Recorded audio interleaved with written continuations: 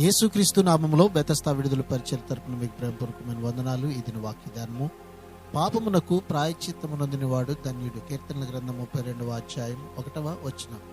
క్షమాపణ పొందాలి అంటే పాపాన్ని మనసారా ఒప్పుకునేలా ఉండాలి. వాస్తవంగా ఒప్పుకోవాలి.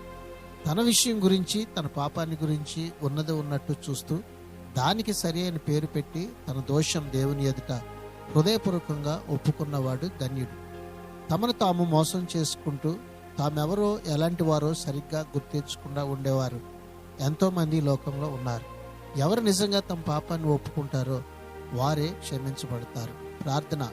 మమ్మల్ని మిక్కిలిగా ప్రేమించిన మా ప్రియ పరలోకపు తండ్రి యేసయ్య, మరొక నూతన దినాన్ని మాకు ఇచ్చినందుకు నీకు వందనాలు, స్తోత్రాలు చెల్లిస్తూ మేము మా పాపముల విషయమై పశ్చాత్తాపడి వాటిని నీ ఎదుట ఒప్పుకొని మేము ప్రభువా నీ నిత్య రాజ్యమునకు వారసులమగునట్లుగా, నీ క్షమాపణ నొందునట్లుగా ఈ దినాన మమ్మల్ని అందరినీ కూడా సిద్ధపరిచి బలపరచమని యేసు నామములో ప్రార్థిస్తున్నాను తండ్రి.